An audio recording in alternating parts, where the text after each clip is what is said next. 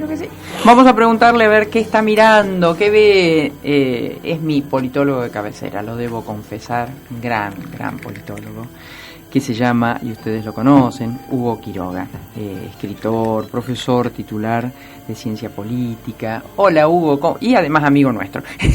Hola Hugo, ¿cómo estás? Buen día. Buen día, Marielene, ¿cómo están? Bien, por suerte. Bueno, todavía no tenemos las listas en la mano, ni mucho menos. No. Están todavía ajustando los motores, muchos, ¿no? Pero, ¿vos qué ves de esta elección?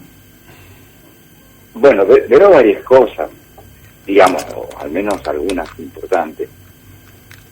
Yo diría que, en primer lugar, hay un sistema político que se está desfigurando a partir del hecho de que lo que en algún momento fue, por lo menos hasta el 2003, diríamos, 2001, un sistema bipartidista imperfecto entre radicales y peronistas, y con un sistema político hoy, o un sistema de partidos mejor, hoy, y hace un tiempo también, totalmente fragmentado, es un archipiélago, en donde dentro de una misma coalición, hablemos de dos grandes coaliciones, dentro de una misma coalición no existe un espíritu familiar, digamos, son familias políticas que se reconocen peronistas, y por otro lado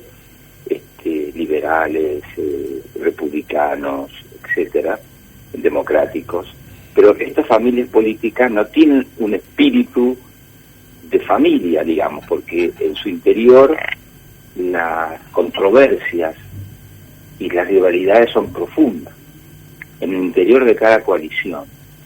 Uh-huh. Entonces, este sistema partidario, que ya no hay partidos, pero como sistema y sistema político también podríamos decir, está funcionando, ha cambiado su formato, se ha desconfigurado y me da la impresión de que está marchando hacia un lugar donde todavía no podemos visualizar muy bien en qué sistema político viviremos en el futuro. Ajá. No está claro eso. ¿Vos lo ves como un futuro más cercano que lejano? Lo veo un futuro medianamente cercano, porque estas elecciones, y este es el otro aspecto que yo quería decirlo. Perdón, sí. Sí. El otro aspecto es el hecho de que estas elecciones son cruciales. Yo lo dije en una nota hace mucho tiempo, eran elecciones cruciales, sí. Porque de estas elecciones cruciales va a surgir lo que sería ese nuevo sistema o otro sistema político que respondería a la pregunta ¿en qué sistema político viviremos? Claro. Porque, por un lado, para ser claro, por el lado del bloque oficialismo necesita mejorar sus bancas para poder llevar adelante sus proyectos. Y por el otro lado, la oposición, con todo el bloque opositor, busca aumentar su número de bancas para impedir que efectivamente el oficialismo lleve adelante sus proyectos y a la vez ellos mismos poder tener más injerencia en la vida política. Entonces, estas elecciones son cruciales. Uh-huh. Yo creo que son una de las más importantes que ha habido de medio término, porque se está jugando no quién va a ser el presidente solamente en el 2023, sino que se está jugando un nuevo tipo de régimen político. Esto, bueno, como siempre, ¿no? Vos sos un adelantado en las cosas que ves y analizás, por eso sos lo que sos. Es la primera vez que lo escucho en estas características. Vos en febrero creo que publicaste una nota que delineaba, sugería esto que acabás de decir. Y ahora me parece que pasado ese tiempo y con los datos que van surgiendo, es que lo decís con esa contundencia, que es una de las más importantes elecciones de medio término que hemos tenido, porque a partir de esta definición, bueno, surgirá ese nuevo sistema político que hoy todavía no lo vemos en cuanto al formato. Exacto. Exacto. ¿Qué referencia hay, si la sé, si la tenés? Chile, impensadamente, inclusive para muchos políticos, no para politólogos o sociólogos, como el caso de Garretón, que me decía que había elementos como para pensar que podían suceder cosas, y cuando digo podían suceder cosas, no solo hablo de aquella revuelta estudiantil del 2012, sino la que ocurrió en octubre del 2019, y convenció a la clase política de lo que era impensado, que haya una reforma constitucional, que parecía imposible derrotar o modificar aquella de Pinochet. ¿Hay algo en el cual nos podríamos emparentar? Con Chile. Sí, con Chile, sí. No, yo no lo... hay procesos muy heterogéneos en América Latina, muy diferentes. Lo que sí me parece es que hay algo de común, que es el malestar de amplias capas ciudadanas, de amplias capas de la ciudadanía, con la dirigencia política, con los gobernantes. Chile viene de un proceso en el cual la derecha, y la derecha pinochetista, ha tenido un papel predominante en la Constitución, etcétera. Esas revueltas de estudiantiles, a la que ha estudiado muy bien Garretón, él tuvo confianza de que allí saldría algo nuevo. Uh-huh. En la Argentina no aparecen elementos o actores políticos, mejor, que nos permitan decir que aquí hay un sendero, un camino, ¿no? Porque lo que tenemos todavía son dos bloques que son emergentes del 2001-2002, el macrismo, por decirlo así, y Cristina Kirchner, para hacerlo más sencillo, ¿no es cierto? Sí. Que son emergentes de ese proceso, que subsisten y que no van hacia lo que ambos dicen que quieren, o por lo menos uno de ellos más que otro, que quieren la unidad nacional, que quieren grandes acuerdos nacionales, una especie de pacto de la Moncloa. Eso es retórica política. Uh-huh. Eso es una retórica pura y mentirosa. ¿Por qué? Porque estos dos bloques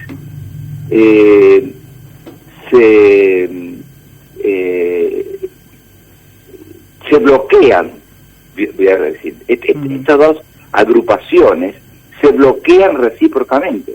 Uh-huh. No puede haber una unidad nacional tipo Duhalde, ¿no? Uh-huh. En donde estén juntos peronistas radicales, cuando ni siquiera en las propias alianzas de cada uno de los sectores encuentran acuerdos. Claro. Es decir, mirá lo que la provincia de Buenos Aires, mirá el país entero, digamos, hay lugares donde está mejor y lugares, pero todavía no sabemos los candidatos, ya están oficializadas las agrupaciones, pero no sabemos los candidatos. Inclusive Santa Fe, que todo parecía que iba, hablo del oficialismo, ¿no? Camino sí. Hay un preámbulo, porque las elecciones a concejales no fueron listas de unidad. Estoy hablando del oficialismo. Bueno, entonces uno supone que si hay ese primer escalón, podría haber uno más. Sin embargo, se había dicho y se pensaba que, bueno, se dirimen las cuestiones locales, pero en lo nacional iba a haber una lista de unidad. Son las 9:32. Hasta esta hora creo que lo que va a haber es una gran interna. Absolutamente. Bueno, eso tiene que ver entonces con lo que vos decías, que de la nota de febrero. Hay un proceso, que no es muy largo, uh-huh. pero que en ese proceso se han ido deshilachando estas configuraciones políticas y empiezan a acentuarse las rivalidades, y lo que finalmente aparece entre las dos grandes agrupaciones son bloqueos recíprocos, porque no se pueden ver uno al otro, no se reconocen legitimidad entre ellos. Estamos hablando dentro de las propias coaliciones. Dentro de las propias coaliciones, es decir, el oficialismo no le reconoce legitimidad a la oposición, la oposición no le reconoce legitimidad. Legitimidad quiere decir, los señores están allá y nosotros estamos acá, que podemos en algunos puntos hacer acuerdos, pero si en lugar de verse como adversarios políticos que pueden confluir en algunos puntos en común, se ven como enemigos. Principalmente eso queda más en la boca y en la literatura de los sectores más duros de cada una de estas dos configuraciones, Bullrich, etcétera, y el sector más duro los halcones. Sí, del otro sector. Fíjate que la información que yo recibí anoche es que aparentemente esta lista aupada, protagonizada, impulsada, hablo del oficialismo santafesino, por el presidente Alberto Fernández, sin que lo reconozcan obviamente, pero tiene que ver porque la situación de tensión que está viviendo con la vicepresidenta lleva a decir, bueno, esta es mi lista, estos son mis candidatos y a la lona. Claro. O sea, digo, te lo doy como ejemplo de esto que vos estás mencionando. Y pone en tensión al gobernador con la vicegobernadora en la provincia también.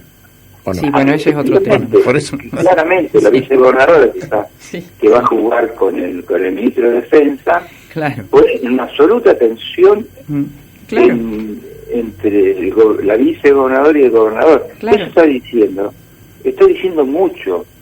Y la otra cosa que yo digo... Y un elemento más para que no solo sea, digamos, el oficialismo provincial. Fíjate vos el proceso, también interesante, que produjo algo no querido y que nos sorprendió a todos, que es el fallecimiento de Miguel Lifchi. Sí. Esto es como que en política adelantó tiempos. ¿Qué tiempos adelantó? Bueno, Hapkin no se está jugando solo sus listas de concejales o bueno, las listas nacionales, que consiguió un buen aliado como es Rubén Giustiniani, que fue senador y que, bueno, quiere volver a hacerlo. Se está jugando el protagonismo 2023 para hegemonizar ese sector que ahora se vuelve a llamar Frente Amplio Progresista. Así es. Sí, efectivamente, la muerte de Miguel Lifchi produce un descalabro, digamos, en la arena política, y efectivamente no hay una figura de mucho peso similar como para reemplazarlo, y dentro de lo que era el Frente Progresista aparece una figura fuerte, más fuerte, como la de Hapkin, que incluso si hubiera estado Lifchi no hubiera presentado candidatos propios a ser senador, al nacional, por ejemplo. Claro. Entonces, hubiera sido Lifchi quien hubiera liderado, aunque hubieran cambiado el nombre nuevamente, hubiera liderado todo ese proceso. Inclusive había conversaciones con Giustiniani, lo de Giustiniani ya venía. No había conversaciones con Giustiniani. Sí. Más allá, sí, la relación entre Hapkin y Lifchi no era de la mejor, pero bueno, en política pasa mucho de eso. Pero se podría haber llevado un acuerdo con un gran elector como era Lifchi. Claro. Está demostrando la política es un archipiélago, ¿no? Donde hay un territorio con 1000 islas que están pensando diferente. Lo que a mí me preocupa, este sería un segundo aspecto de lo que estamos diciendo, del régimen político, de qué sistema político nos espera, es esta, a ver cómo llamarle,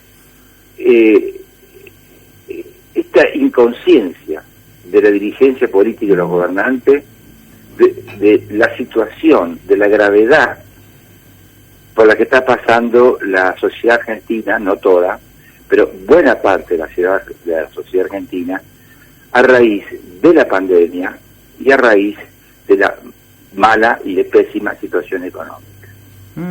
Cuando uno ve a los tan preocupados, los dirigentes políticos y los gobernantes, correr detrás de las bancas, esas disputas que son muy fuertes, mientras mueren más de 400 personas por día en Argentina, no se soluciona totalmente el tema de la vacuna, creo que no son conscientes y muestran un divorcio entre la sociedad, o buena parte de la sociedad, y la dirigencia política.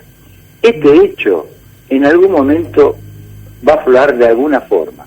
Yo no sé cómo, ni cuándo, no puedo pronosticar nada. Pero esto está marcando la sociedad. Claro. En Francia, en las últimas elecciones, que no eran para presidenciales, sino una especie de elecciones regionales, en realidad, la abstención llegó casi al 70%.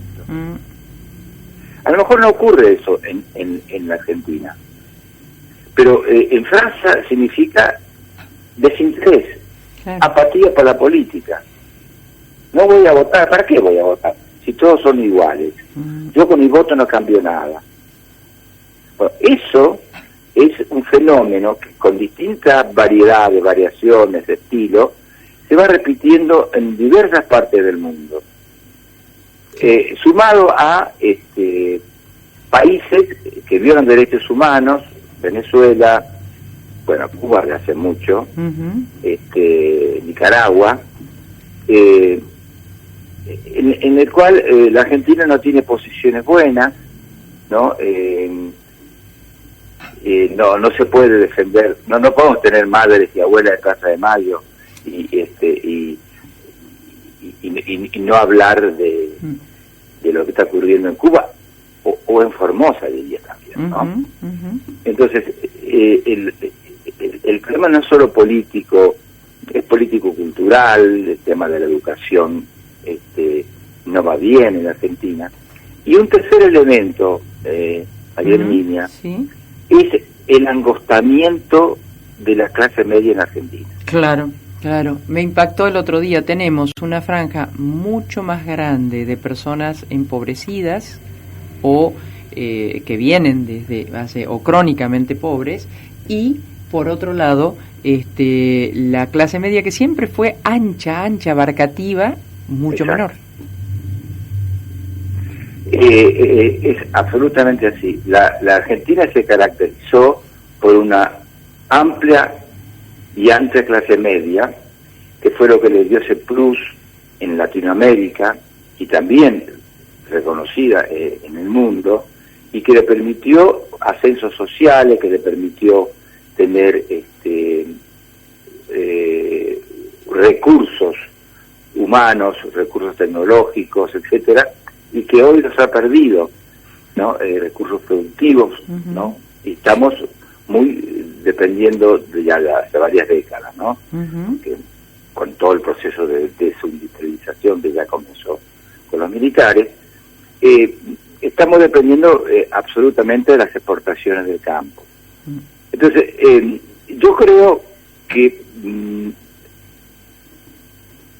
se necesita una renovación de la dirigencia política, pero la renovación no es un problema generacional, en el sentido de que vengan los de 40 años y se vayan los de 60 o 70. No, la renovación es una renovación que tiene que ver con ideas, con proyectos, con eso es. Claro. Y si lo hacen los jóvenes, pues lo hacen los jóvenes. Si lo hacen personas más grandes, mayores, pero que tengan ideas diferentes. Claro. Lo que existe, y eso es lo que yo veo, y eso puede ser otro aspecto de la dirigencia política, es que hay una retórica similar, aunque con su matiz, por supuesto, entre oposición y oficialismo. La retórica es retórica, no es otra cosa. Claro. Es decir, queremos la unidad, queremos la paz, queremos el desarrollo de la Argentina, queremos que la... Y hacemos absolutamente lo contrario. Y hacemos todo lo contrario. El discurso es retórica. ¿Vos te imaginás cómo van a ser? Está bien, no van a ser actos masivos ni cosas, pero en definitiva va a ser una programas, los programas no van a diferir mucho. Claro. Mientras todo esto ocurre, que con esta retórica política, porque es retórica, nosotros necesitamos acciones políticas concretas que permitan el desarrollo integral de la Argentina. Mientras todo eso ocurre, hay un malestar y una indiferencia hacia la política muy grande, que yo no digo que va a estallar mañana, pero que hay que tener en cuenta pensando en el futuro. Sí. Hugo, como siempre, un placer escucharte y gracias por ayudarnos a pensar, ¿no? Por adelantar, por mirar, por... A vos y a ustedes. No, por favor, un placer enorme. Muchas gracias. Muy bien, hemos escuchado, ¿no? Al doctor Hugo Quiroga, este politólogo, escritor, que, bueno, adelanta. Creo que lo correcto en el decir, porque siempre está un poquito más allá analizando y viendo las cosas que pueden pasarnos.